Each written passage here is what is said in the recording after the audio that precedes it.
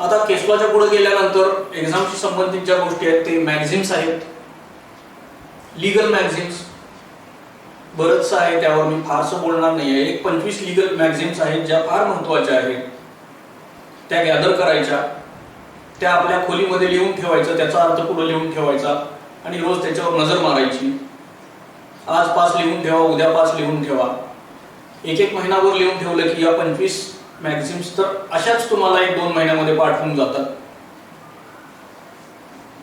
या लीगल मॅगझिन्सवर अजून एक सजेशन आहे माझं की स्वतःहून वापरू नका. अगेन जजमेंट कसं लिहायचं, सुप्रीम कोर्टाचे काही 2 वर्षापूर्वी आलेले जजमेंट आहेत, जाता जाता ऑब्झर्व केलेलं आहे सुप्रीम कोर्टाने. त्याच्यामध्ये हे सांगितलेलं आहे की स्वतःहून मॅगझिन्स वापरू नयेत. कोण? ट्रायल कोर्टाने. आपण आता ट्रायल कोर्टाचं जजमेंट लिहितोय. ट्रायल कोर्टाचं जजमेंट कोणासाठी आहे? लेमॅनसाठी आहे, सामान्य माणसासाठी. त्याला कळायला पाहिजे. म्हणून ट्रायल कोर्टाला हे पण सांगितलेलं आहे बघा की जजमेंट झाल्यानंतर याच्या विरोधात अपील कुठं करता येईल हे तुम्ही पक्षकाराला सांगा. म्हणजे ट्रायल कोर्ट कोणाशी कनेक्टेड आहे? लेमॅनशी कनेक्टेड आहे डायरेक्टली. हायकोर्ट सांगणार आहे का? नाही. हायकोर्टाचा जजमेंट कोणासाठी आहे? वकिलांसाठी आहे. हायकोर्टाचा जजमेंट वकिलांसाठी आहे. त्यामुळे हायकोर्ट अलंकारिक भाषा यूज करू शकेल, मॅगझिन्स वापरू शकेल. आपल्याला माहित पाहिजे मॅगझिन्स म्हणजे काय, पण शक्यतो आपण मॅगझिन्स वापरायचे नाहीयेत. हा, अगदीच इस्टॅब्लिश 2-4 मॅगझिन्स आपण वापरतो ते ठीक आहे, पण पेपरमध्ये आपण अवॉइड करायचे सुमोटो मॅगझिन्स वापरायचे. मग मॅगझिन्सचा अभ्यास कशाला करायचा आहे? एखाद्या ठिकाणी प्रश्नामध्ये येतं की हे काय WGOPRD वगैरे असलं काहीतरी विचारतात, किंवा एखादं मॅगझिन देतात, हे एक्सप्लेन करा म्हणतात, किंवा प्रिलिम मध्ये एखादं मॅगझिन येऊ शकेल. यासाठी एक 25-30 मॅगझिन आहेत, तेवढी इस्टॅब्लिश्ड आहेत, ते आपण लक्षात ठेवायचे. Then will go further for the mode of study मध्ये मी नेहमी एक सांगत असतो की प्रिपेरिंग युअर ओन पॉइंट्स. आता अभ्यास आपण बघतोय की जो मी सांगितला बेर ऍक्ट आहे, झाबॉल आहे, स्टुडंट एडिशन आहे, या 3 स्टेप्स आहेत आपल्या अभ्यासाच्या. कधीही तुम्ही स्वतः तुमचे नोट्स जर बनवला तर खूप छान आहे.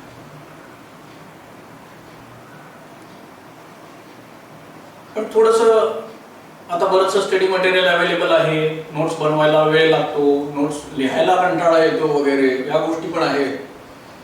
तर नोट्स नाही जमल्या तरी निदान आपले स्वतःचे पॉइंट्स असायला पाहिजे. आता या पॉइंट्सचं कनेक्शन बघा परत आपल्या इनग्रेडियंट्स आणि सेक्शन अनालिसिस बरोबर होतं. तो जो सेक्शन तुम्ही अनालाइज करून ठेवलेला आहे डोक्यामध्ये, तेच पॉइंट्स असणार आहेत. या पॉइंटचा फायदा काय होतो, तर आपण तो जो सेक्शन आहे तो कन्सेप्ट आपला पूर्ण त्यावर कॉन्सन्ट्रेट होतं, किंवा त्याला अजून बळकटी येते, तो अजून स्ट्रॉंग होतो आपला कन्सेप्ट, पॉइंट्स तुम्ही जर बनवला तर. आणि पॉइंटचा एक महत्वाचा एक्झामिनेशनच्या दृष्टीनं महत्वाचा काय फायदा आहे बघा. मी ज्यावेळी फॅमिली जजची एक्झाम दिली त्यावेळी हे उपयोगी पडलं. मी पॉइंट्स बनवले होते काही. ज्यावेळी वेळ कमी पडतो आणि 2 शॉर्ट नोट राहिलेले आहेत, किंवा एखादा 10 मार्काचा प्रश्न राहिलेला आहे, आपला वेळ तर कमी आहे, आता 2च मिनिटं राहिलेली आहेत, तर बाकीचं सगळं सोडून द्या. तुम्ही क्वेश्चन नंबर सो अँड सोचं उत्तर 1, 2, 3, 4, 5, 6 पॉइंट्स लिहिले फक्त, एका मिनिटामध्ये पेपर गेला तुमचा. तुम्हाला 10 मार्कापैकी 2-3 मार्कापर्यंत मिळू शकतात. तुमच्या पॉइंटची क्वालिटी चांगली असेल तर चांगले मार्क मिळू शकतात. हा त्याचा एक फायदा आहे. पटकन लिहून टाकलं, देऊन टाकलं. अदरवाईज अरे 10 मार्काचा प्रश्न राहिला, आता करू काय, हा शेवटच्या क्षणी उपयोगी पडणारा फायदा आहे पॉइंट्सचा. आणि पॉइंट्स जर घोळत राहिले याच्यामध्ये तर प्रत्येक ठिकाणी जसं बेर ॲक्ट, इन्ग्रेडियंट, इसेन्शियल आणि पॉइंट्स ही कनेक्टिव्हिटी जर तुमच्या अभ्यासामध्ये असेल तर तो खूप चांगला बेस स्टडीसाठी मिळणार आहे. तर पॉइंट्स फार महत्त्वाचे आहेत. ज्यांना नोट्स बनवता येतील त्या पॉइंट्सच्या अनुषंगाने स्वतःची कॉमेंट्स, कॉमेंट्रीज टाकून हे खूपच चांगलं आहे. आता अजून एक मोड आहे अभ्यासाचा, हे तर आपण बघितलं, bare act, then maxims and case laws and focusing on the procedural laws. आता मोड जो आहे याचा अभ्यास कसा करायचा आहे, तर ग्रुप डिस्कशन हा एक प्रकार मी स्ट्रॉंगली रेकमेंड करेन. जर जेएमएफसीचा अभ्यास करणारे किंवा जेएमएफसीचा अभ्यास एक्झाम एस्पिरंट्स असतील नसतील, एखादा ग्रुप आहे 4 लोकांचा, तर तुम्ही एक वेळ ठरवा. कुठलीही वेळ असू दे, आठवड्यातून एकदा, दोनदा वगैरे, व्हॉट्स एव्हर, त्यावेळी 2 तास बसा. काय करायचं 2 तासामध्ये? एकच सब्जेक्ट घ्यायचा, स्पेसिफिक रिलीफ ॲक्ट. पहिले 10 सेक्शन्स वाटून घ्यायचे, चॅप्टर वाटून घ्यायचे, प्रत्येकाने ती तयारी करायची. आल्या आल्या प्रत्येकाने त्यावर बोलायचं की हा सेक्शन अशाशी कनेक्टेड आहे, ऑब्जेक्ट हा आहे, हे असं असं दिलेलं आहे, याच्यामध्ये हे महत्वाचं आहे, एक्झाम मध्ये हे विचारलेलं आहे, त्याचं उत्तर कसं देता येईल, त्याचं उत्तर अशा अशा पद्धतीनं देता येईल. 10 मिनिटात बोलू दे. तुम्ही बोला, ABCD 4ही लोक बोलतील. आणि ते सगळं झाल्यानंतर ज्याने पहिले 10 सेक्शन तयार केलेलं आहे त्याला तुम्ही तुमच्या शंका विचारा. जरी 10 सेक्शन त्याने तयार केलेलं आहे, 10 ते 20 तुम्ही तयार केलेलं आहे, तरी सुद्धा तो पूर्ण ऍक्ट प्रत्येकाने वाचायचा. तो पूर्ण ऍक्ट प्रत्येकाने वाचायचा. अर्थात 2 तासात जेवढं पुरेल तेवढंच आपण घेऊ स्टडी. पूर्ण ऍक्ट होणार नाही, 5 सेक्शन असतील. आणि जर ते डिस्कशन जर झालं, हा सगळ्यात मोठा मोड आहे जो फीडबॅक मला दिलेला आहे बऱ्याचशा जेएमएफसीजनी, की सर तुम्ही ग्रुप डिस्कशन बद्दल सांगा. काही तर असं सांगितलं की आम्हाला ते करायचं होतं पण मला झालं नाही, कारण पूर्ण बारमध्ये मी एकच जेएमएफसी साठी ऍस्पिरंट होतो, मला कोणी मिळालं नाही. मग मी माझे 2-3 प्रॅक्टिशनर मित्र धरत होतो आणि त्यांना जबरदस्तीनं ग्रुप डिस्कशन करत होतो, पण तरी सुद्धा त्याचा फायदा झाला. तर पर्पजली तुम्ही बघा, त्याच्यामध्ये सिन्सिअर लोक घ्या ज्यांना खरोखर एक्झाम क्रॅक करायची इच्छा आहे किंवा नॉलेजसाठी जे तुमच्याबरोबर येऊ इच्छितात. हे ग्रुप डिस्कशन फार महत्त्वाचं आहे, ऑर्गनाइज्ड आणि प्रॉपर. जर तसं झालं तर 2 गोष्टी होणार, मराठी आणि इंग्लिश हे सुद्धा तुमचे इम्प्रूव्ह होणार. चर्चा करा, मराठीत बोला, इंग्लिशमध्ये बोला, बोलायची पण सवय होणार. इंटरव्ह्यू मध्ये याचा फायदा होतो आणि झालेला अभ्यास अधिक चांगला होतो.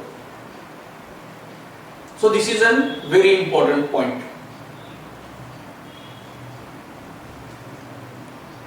आता थोडंसं बोलूया आपण बुक्स बद्दल. बुक्स कोणते रेफर केले पाहिजेत? तर आता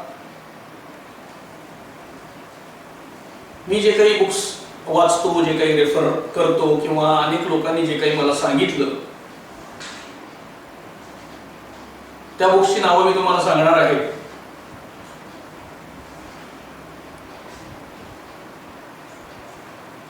IPC बद्दल रतनलाल धीरजलाल स्टुडंट एडिशन खूप चांगला आहे आणि KD गौरचं पण पुस्तक चांगलं आहे. मी तुम्हाला दाखवू शकतो की this is the student edition of Ratanlal Dhirajlal and this is sufficient. What I feel this is sufficient. याच्या पलीकडे जायचं असेल तर यांची कॉमेंट्री सुद्धा आहे रतनलाल धीरजलालची. KD गौरचं पुस्तक आहे IPC साठी. CRPC म्हणालात तर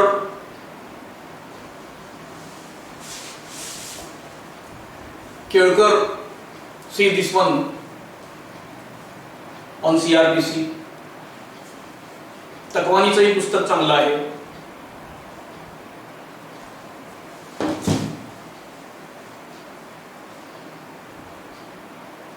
तर स्लाइडवर तुम्ही बघू शकता. या स्लाइडमध्ये मी सुरुवातीला वरती काही पुस्तकं दिलेली आहेत, खाली काही पुस्तकं दिलेली आहेत. स्लाइडवर वरती फर्स्ट रो मध्ये जे काही पुस्तक सांगितलेले आहे ते सुद्धा सफिशियंट आहे. ते सुद्धा सफिशियंट आहे. एवढ्या पुस्तकांपर्यंत जायची गरज नाही.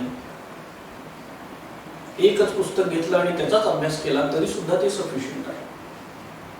इथं परत मी तुम्हाला घेऊन जाणार आहे बेरॅक मध्ये.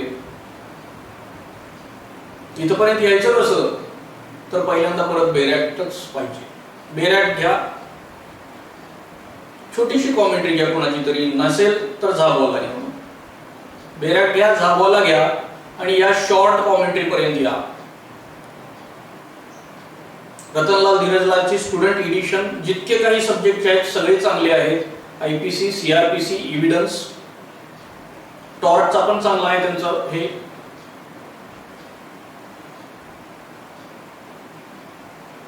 अजून बटुकलाल एव्हिडन्सला जर पुढे जायचं असेल तर बटुकलालची कॉमेंट्री आहे.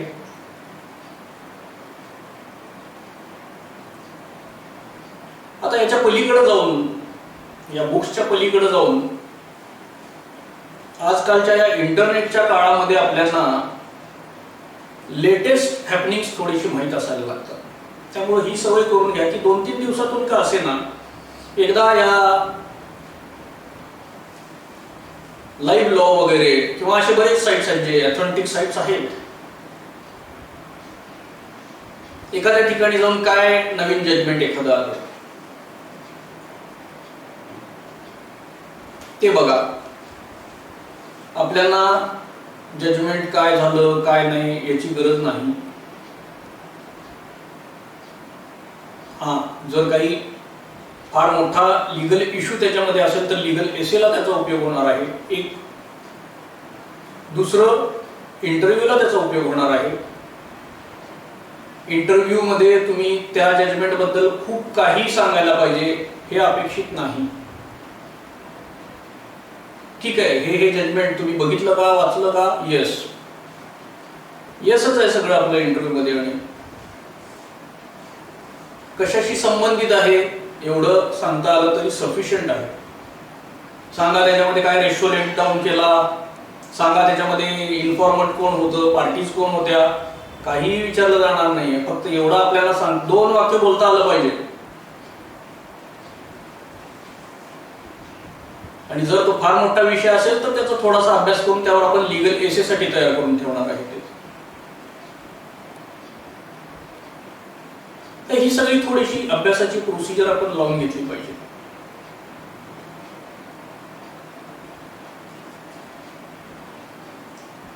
So with that, I think we have sufficiently discussed how to study.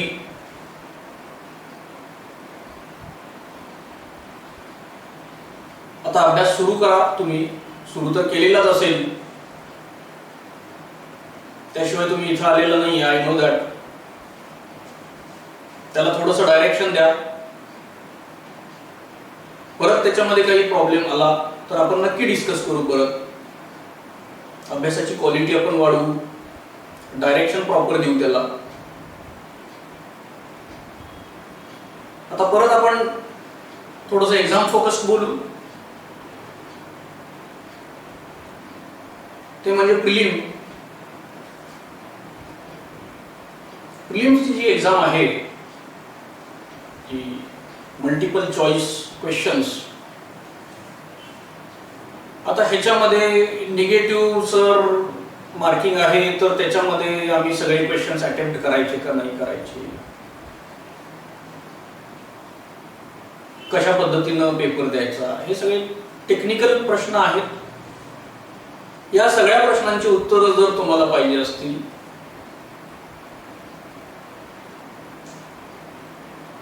तुमच्या स्वतःकडून तर 5 पेपर सोडवा. मागचे 5 पेपर घ्या, 5 पेपर टाइम लावून सोडवा. तुम्हाला लगेच कळणार की काय करायला पाहिजे काय नाही करायला पाहिजे. पण त्याच्यामध्ये what I recommend is 3 round method त्याच्यामध्ये ठेवायला पाहिजे. प्रिलिमचा पेपर आल्या आपण सुरू करायचं सोडवायला.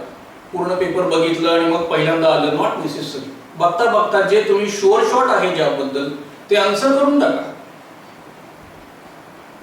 याच्याबद्दल थोडी जरी संदिग्ध आहे सोडून द्या त्याला. फर्स्ट राऊंड मध्ये शुअर शॉट संपवून टाका.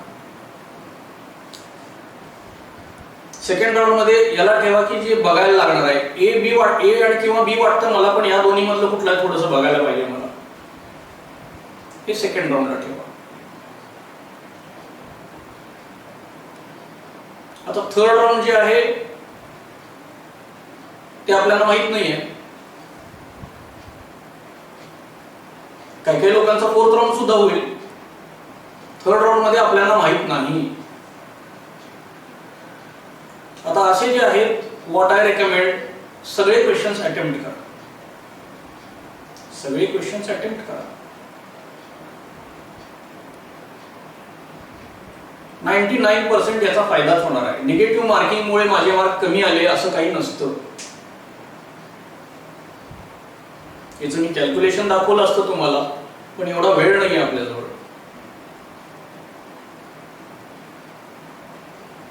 निगेटिव्ह मार्किंगमुळे माझे मार्क कमी आले हे बघताना आपण निगेटिव्ह मार्किंगमुळे जे मार्क आले ते काउंट करत नाहीये कधी. So, as far as prelim is concerned, you go directly to solve the paper. First round, whatever you know, surely that answer is to be tick mark, and then in the second round, याच्यावर थोडा thought द्यायचा and then the third round. आता prelim मध्ये अजून काही प्रिलिमचं जर तुम्ही instruction सुरुवातीचे बघितले तरी सुद्धा बरंच काही त्यामध्ये सांगितलेलं आहे. पेपरचे इन्स्ट्रक्शन सुरुवातीला त्याच्यामध्येही त्यांनी सांगितलेलं आहे. ते सुद्धा वाचल्यावर बऱ्याच गोष्टी करणार आहेत. तर त्यातली एक गोष्ट मी सांगतो. कधी कधी 2 उत्तरं बरोबर वाटतात, ती दिलेलीच असतात त्यासाठी. कशासाठी? बरोबर वाटण्यासाठी. मग त्यातलं मोस्ट अप्रोप्रिएट कुठलं आहे ते लिहायचं आहे आपल्याला. जास्त बरोबर कुठलं आहे हे इन्स्ट्रक्शन पेपर मध्ये सुद्धा आहे. तर हे आपण सेकंड राऊंडला घेणार आहे.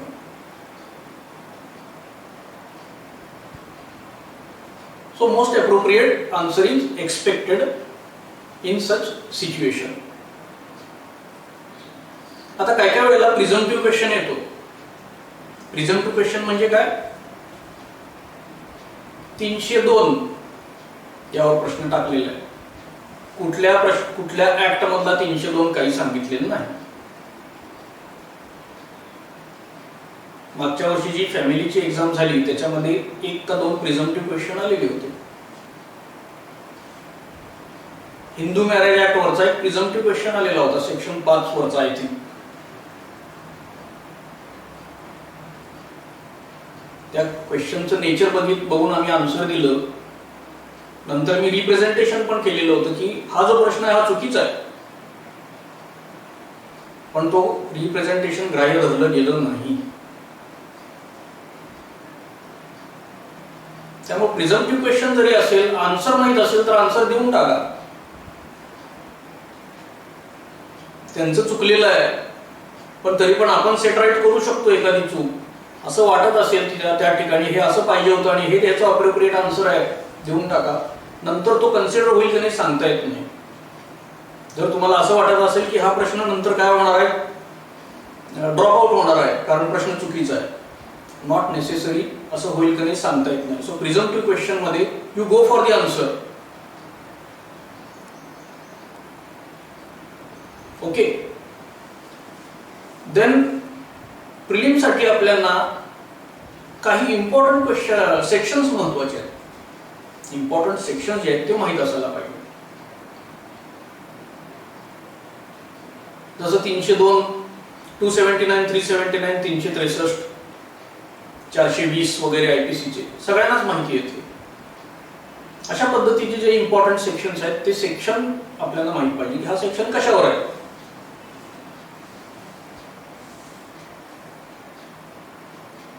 आणि ॲज आय सेड, प्रिलिमची तयारी कशी करायची, तर सेक्शन अनालाइज करायचा आणि जास्तीत जास्त क्वेश्चन पेपर्स सॉल्व्ह करायचे.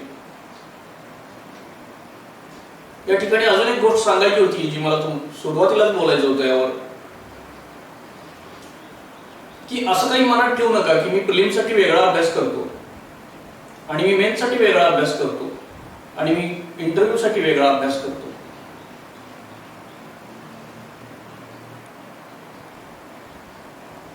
तर सुरुवातीपासून शेवटपर्यंत आपला अभ्यास जो आहे तो सायमल्टेनियस असला पाहिजे. जसं आपण आत्ताच बघितलं की बेराट एकदा वाचले की इंटरव्ह्यू पर्यंत कसे ते उपयोगी पडणार आहेत आपल्याला. आता आपण थोडस मेन्सकडे वळू. मेन्सचे जे दोन पेपर आहेत, सिव्हिल आणि क्रिमिनल, यामध्ये 50-50 मार्क्स गरजेचे आहेत, आपण बघितलेलं आहे. बेसिकली मी ज्यावेळी कॅन्डिडेट्सचा अभ्यास करतो त्यावेळी असं जाणवतं की कुणाचं सिव्हिल स्ट्रॉंग आहे, कुणाचं क्रिमिनल स्ट्रॉंग आहे. बाय अँड लार्ज लोकांना क्रिमिनल मध्ये स्कोरिंग झालेलं आहे. म्हणून मी सजेस्ट करेन की क्रिमिनलला, ज्याला क्रिमिनल आणि सिव्हिल दोन्ही जमतं किंवा दोन्हीमध्ये तेवढाच इंटरेस्ट आहे किंवा अजून इंटरेस्ट कशामध्ये निर्माणच व्हायचं आहे, असं जर असेल तर क्रिमिनलवर फोकस करावं. क्रिमिनलला आपण स्कोरिंग सब्जेक्ट बनवायचं, स्कोरिंग पेपर बनवायचा, अर्थात सिव्हिलची तयारी लागणारच आहे. आता पेपर अटेम्प्ट करताना क्रिमिनल पेपर्स बद्दल बोलतोय मी. तर पहिल्यांदा आयपीसी, देन सीआरपीसी आणि मग इव्हिडन्स. ते याच्यासाठी की आयपीसी मध्ये कमी लिहून जास्त मार्क मिळतात. आयपीसी हा गणितासारखा पेपर आहे, त्यामुळे आयपीसीची तयारी करताना नेहमी त्याच्या खालचे इलस्ट्रेशन्स वाचले पाहिजेत, परत परत परत परत.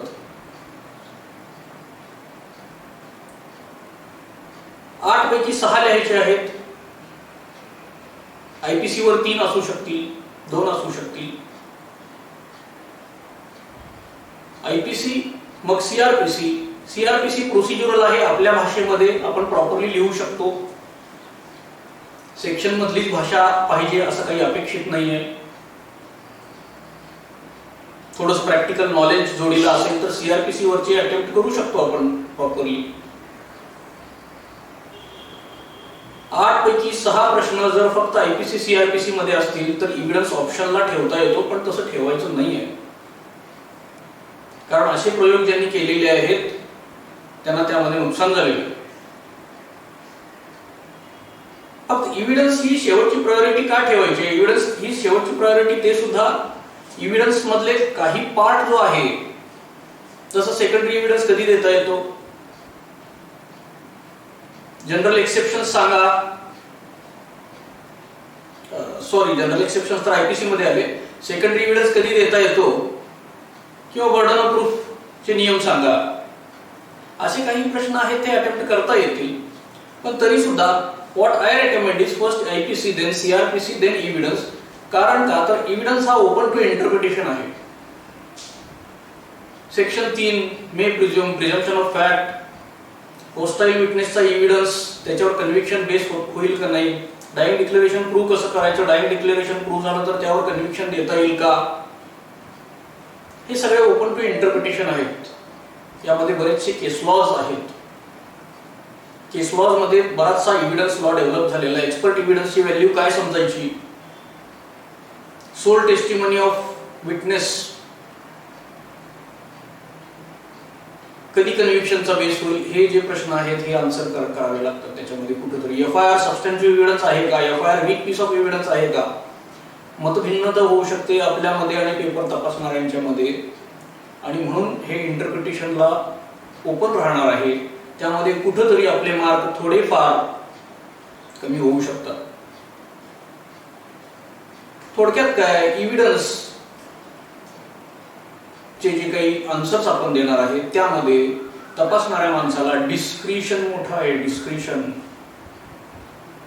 त्या मानाने आयपीसी मध्ये खूप कमी डिस्क्रिशन आहे, सीआरपीसी मध्ये पण खूप कमी डिस्क्रिशन आहे. म्हणून प्रायोरिटी आपण अशी ठेवायची आहे की आयपीसी अटेम्प्ट करायचा आहे, सीआरपीसी अटेम्प्ट करायचा आहे. एव्हिडन्स गरज पडली तर ज्यामध्ये डिस्क्रिशन कमी आहे तो एखादा प्रश्न अटेम्प्ट करायचा आहे. तर या पद्धतीने आपण क्रिमिनल स्कोरिंग सब्जेक्ट करू शकतो. नाव विल सी सिव्हिल. सिव्हिल मध्ये सीपीसी फार महत्वाचा आहे. सीपीसी, स्पेसिफिक रिलीफ आणि कॉन्ट्रॅक्ट हे स्कोरिंग सब्जेक्ट आहेत. आणि या तीन ह्याच्यावर भर द्यायचा आहे. हे तीन पहिल्यांदा अटेम्प्ट एच क्वेश्चन जर केले तरी सुद्धा आपल्याला एक फ्लो मिळेल. कारण ट्रान्सफर ऑफ प्रॉपर्टी, पार्टनरशिप वगैरे हे बाकीचे सब्जेक्ट जे आहेत ते डे टू डे वाचण्यामधले नाही आहेत. अर्थात पेपर तपासायचं म्हणजे तयारी करून येतील ते, पण जो एक जनरल सर्वे आहे, जनरल अनुभव आहे सगळ्यांचा, तो मी तुम्हाला सांगतोय. तर सिव्हिल मध्ये सीपीसी, स्पेसिफिक रिलीफ ऍक्ट आणि कॉन्ट्रॅक्ट हे स्कोरिंग सब्जेक्ट आहेत. जर काही ऑप्शन मिळाला तर या तीन सब्जेक्ट वरचे प्रश्न पूर्णपणे आपण सोडवायचे, बाकीचे नंतर सोडवले तरी चालतील.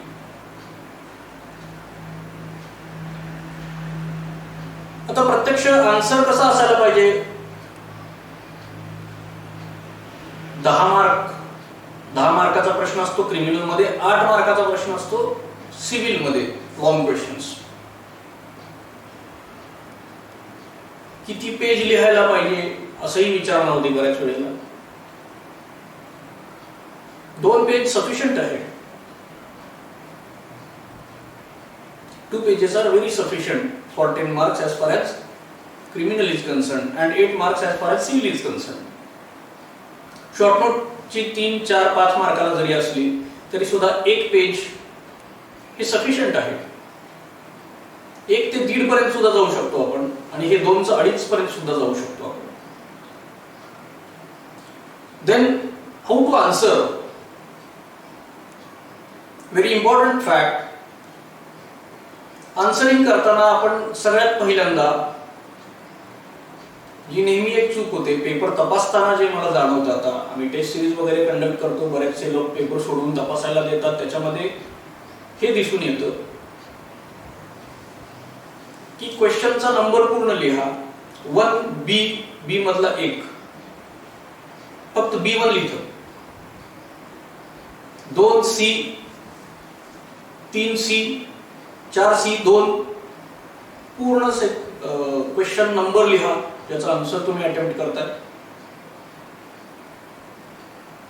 फॉर्म कसा असायला पाहिजे? तर पहिल्यांदा प्रोव्हिजन लिहा. त्यानंतर ingredients as far as criminal is concern. Civil मध्ये आपण त्याला एसेन्शियल्स म्हणू. इसेन्शियल्स काय आहेत, त्यामध्ये काय सांगितलं, हे कुठलं आहे, हे जे आपण बेरॅक वाचताना जे गॅदर केलेले आहेत, इसेन्शियल्स गॅदर केलेले आहेत, त्याचे क्ल्यूज काय, किती क्ल्यूज आहेत एका सेक्शन मध्ये, हे इथे उपयोगी पडणार आहे. सो प्रोव्हिजन, त्याला लिहिताना वरती प्रोव्हिजन म्हणून टायटल दिलं तरी चालतं, पण डेफिनेशन असं म्हणू नका. डेफिनेशन म्हटलं की ॲज इट इज डेफिनेशन लिहिणं अपेक्षित असतं. आणि ॲज इट इज जर लिहिली तर तपासणारा माणूस म्हणू शकेल की पाठ करून आलेला आहे आणि तशी लिहिलेलं आहे.